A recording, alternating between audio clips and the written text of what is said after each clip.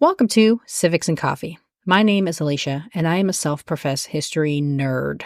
Each week, I'm going to chat about a topic on U.S. history and give you both the highlights and occasionally break down some of the complexities in history and share stories you may not remember learning in high school, all in the time it takes to enjoy a cup of coffee.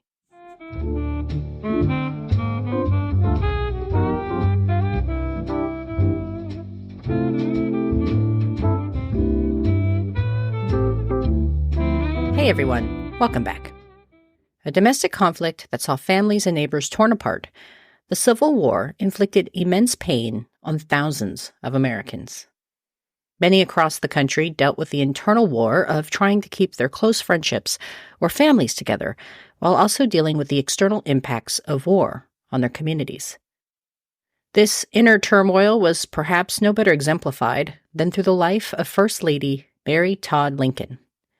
A woman with Southern roots who was deeply committed to her husband, Mary Lincoln faced tremendous hardships in service of her country.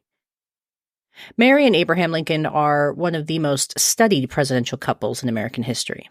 There have been dozens of books written about their relationship, analyzing their affections from every possible angle. The intense focus on their marriage reminds me of the investigations into John and Abigail Adams or Franklin and Eleanor Roosevelt. As the First Lady to become a widow due to an assassin's bullet, it makes sense there would be such fascination with Mary and how she pulled through her grief in the aftermath of her husband's violent death. She is perhaps best known today for some of her more eccentric qualities, such as her dalliances with mediums in the midst of her intense grief after losing her sons and husband.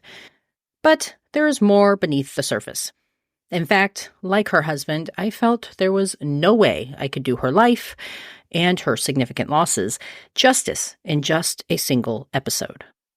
Therefore, Mary Lincoln will become just the second First Lady covered that requires 2 episodes. So this week, I am diving into the early life of Mary Todd Lincoln. Who was she? How did she meet the future president? And what role did she play in his political aspirations? Grab your cup of coffee, peeps. Let's do this. Entering the world on December 13th, 1818, in Lexington, Kentucky, Mary Ann Todd was the 4th child born to her mother, Eliza, and her banker father, Robert Smith Todd. Her father had a military background and was a local politician. Mary enjoyed the benefits of being born into a well-to-do Southern family. She lost her mother when she was just 6 years old, when Eliza died after giving birth to her 7th child. Losing her mother at such a young age likely left a mark on Mary, who spent the rest of her life vying for the love and attention of her father. Her push for affection only became more pronounced and difficult when Todd remarried just 2 years later and had another 9 children with his young bride, Betsy. Whether due to a clash of personalities or Mary's immense pain from losing her mother at such a young age, the young Todd did not get along with her new stepmother. The number of children made the Todd living situation a bit tight, but Robert did what he could to make sure his family was provided for. That included education. Mary was very well educated for the time period, and even better educated than some of the men, attending an all-girls school where she learned French and, of course, the necessary qualifications to be a suitable wife and mother. Her strong education likely fueled her sense of confidence, and Mary had no qualms about engaging in conversations typically relegated to men only, including frequent houseguest Henry Clay. From historian Catherine Clinton, quote, "Her ability to insert herself into powerful circles of political men came from early practice," end quote. Mary was very sure of herself and her place in society, and was unafraid of self-expression. However, this was a time when women, and especially young ladies, were expected to be seen and not heard. This meant that Mary had a reputation as being a bit tempestuous, even in her youth. Living in the South also meant Mary had early and extensive exposure to the slave economy. As a prominent Southern gentleman, Robert Todd claimed ownership of several black men and women whose unpaid labor made it possible for the household to function. Given the fact that between his 2 wives, Robert Todd had 16 children to care for, Mary and her siblings were frequently under the care of a black enslaved woman. For her part, Mary's views on slavery remain a bit ambiguous. While it appears she recognized the inhumanity of the practice, she did not necessarily believe the races were equal. Dealing with an increasingly overcrowded family home, Mary decided to visit her sister Elizabeth in Springfield, Illinois. This visit would forever alter Mary's life as it brought her into future President Abraham Lincoln's orbit. Lincoln, working to put together his political career, was likely making house calls when he first encountered the young Mary. At the time of their initial meeting, Lincoln had not yet reached the pinnacle of his professional life. He carried with him a series of debts and was striving to make a name for himself in politics. He was not of the same social or economic station as Mary, which would make a match with her, the very picture of a Southern belle, unlikely. In fact, Lincoln rival Stephen Douglas apparently sought to court Mary, but did not get very far. Abraham and Mary were fated and connected over their shared love of politics and poetry. After their first meeting in 1840, the two put a pause to their courtship. It is not known exactly what transpired to create a rift, but just 2 years later, Mary and Abraham were back on and finally married in her sister's parlor on November 4th, 1842. Marrying a rising politician created a bit of a learning curve for Mary. A woman who was born into wealth and status, the new Mrs. Lincoln had to learn to economize and make the most of the limited income her husband was able to bring in. Their first few years required a bit of an adjustment for Mary, as the couple lived in boarding houses, even as they welcomed their first child, Robert Todd Lincoln, who was born on August 1st, 1843. The young wife and mother also had to contend with extended absences, as her husband traveled as a circuit lawyer. Loneliness was something Mary never handled very well, and these periods without her husband were yet another challenge for her to navigate.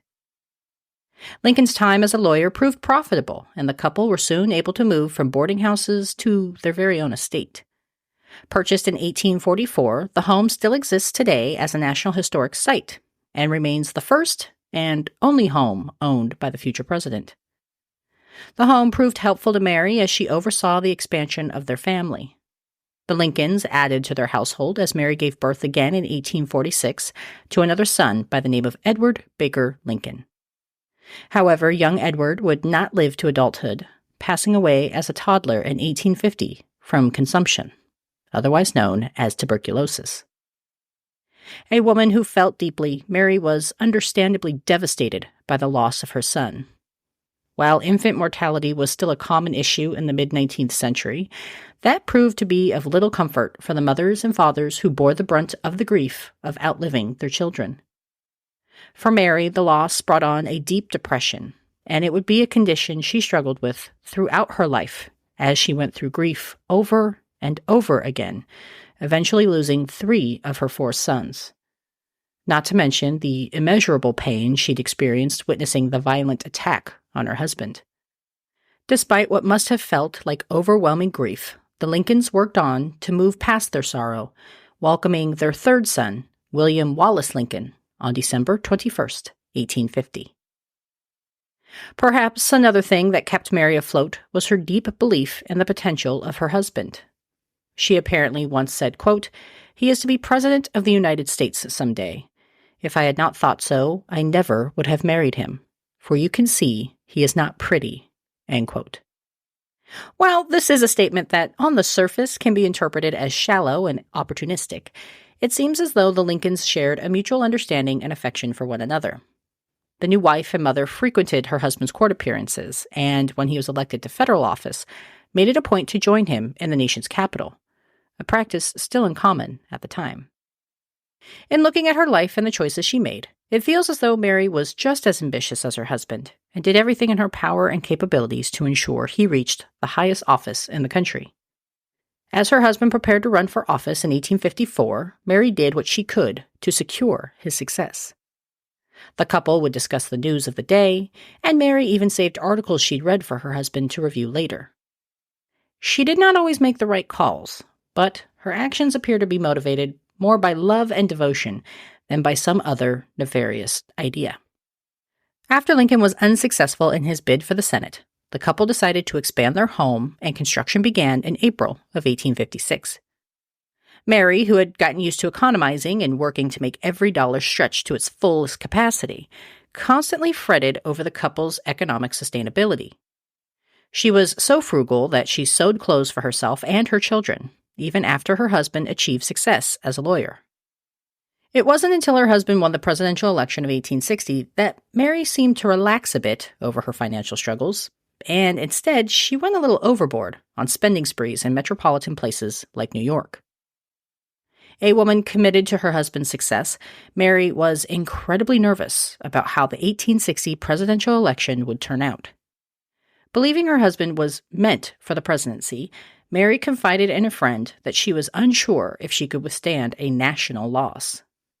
And while she was aware of the increasing tensions brewing in the country, Mary soon came to understand on a new level just how contentious things had become upon receiving violent messages in the mail, including graphic depictions of her husband being murdered. Despite these messages, Mary remained confident that her husband was the right man to oversee the growing crisis in the country, and was happy as he secured victory, becoming the 16th president of the United States. Of course, Lincoln's election was met with a significant statement of opposition from residents of the southern half of the country, as states announced their intention to secede from the Union. While this posed a serious political problem for the president-elect, it was just one of the many challenges the Lincolns would face. Lincoln's ascension to the presidency also caused quite a rift within the Todd family. Despite the fact that Kentucky remained in the Union, several of Mary's brothers could not bring themselves to support the federal government, opting to join the Confederate Army instead. And so Mary was put into an incredibly difficult position. Would she lean into her upbringing and support her brothers in their fight against the Union? Or would Mary risk familial alienation and support her husband in all he hoped to accomplish as president? While Mary was one of many Americans caught in the battle of loyalties during the Civil War, I think it's safe to say that no other individual had to wrestle with these questions with as much attention and press as Mary. As the First Lady, Mary was in the national spotlight. Her Southern birth only added fuel to the detractors, who would openly question her loyalty to the United States. In yet another demonstration of her mental strength and commitment to her marriage, Mary remained firmly on her husband's side and sought to help him in his quest to preserve the country. I don't think that there's any debate that Mary was ambitious and had long hoped for her husband's political success. However, I do not think she nor her husband were adequately prepared for what the victory would look like amidst a period of civil war. Entering the highest office in the country was an adjustment in the best of circumstances.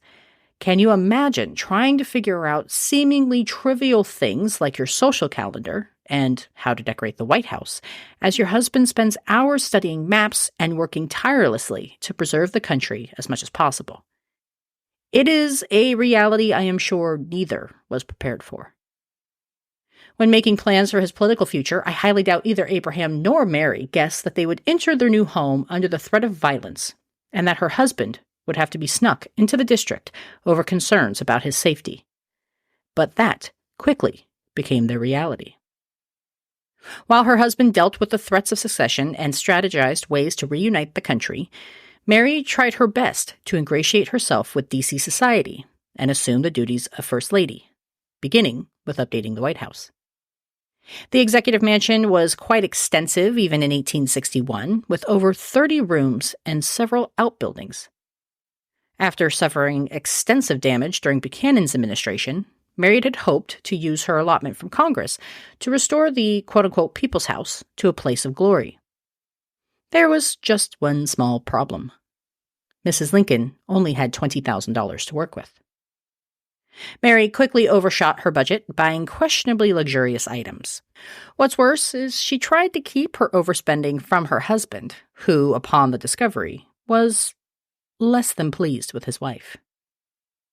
While Mary tried to convince Abraham it was only natural to overspend while redecorating, Lincoln was unconvinced and stated he would pay for the extra costs out of his own pocket, something he could not readily afford. To make matters worse, Mary's spending became political fodder as news stories across the district criticized the new First Lady for her supposed extravagant spending habits. Mary would soon discover that this was just the beginning of the public condemnations to come. And here, dear friends, is where I will pause on the story of Mary Todd Lincoln. Be sure to tune in next week, where I will dive more into her time as First Lady, how Mary worked to support soldiers, and the emotional and mental turmoil she suffered in the aftermath of significant loss. If you've been enjoying the podcast, please consider a rate and review. Your options are endless these days. Good Pods, Spotify, Apple Podcasts, and Podchaser are just a few of the many options I'm aware of. Your 5-star reviews help spread the word about the podcast, and of course, always bring a smile to my face. And did you know that you can buy Civics and Coffee merch? Mugs, sweatshirts, and stickers. You have plenty of ways to show your love for the show. You can learn more about the merch and see my source material and transcripts by checking out the website at www.civicsandcoffee.com. Thanks, peeps. I'll see you next week. Thanks for tuning in, and I hope you enjoyed this episode of Civics and Coffee. If you want to hear more small snippets from American history, be sure to subscribe wherever you get your podcasts. Thanks for joining me, and I look forward to our next cup of coffee together.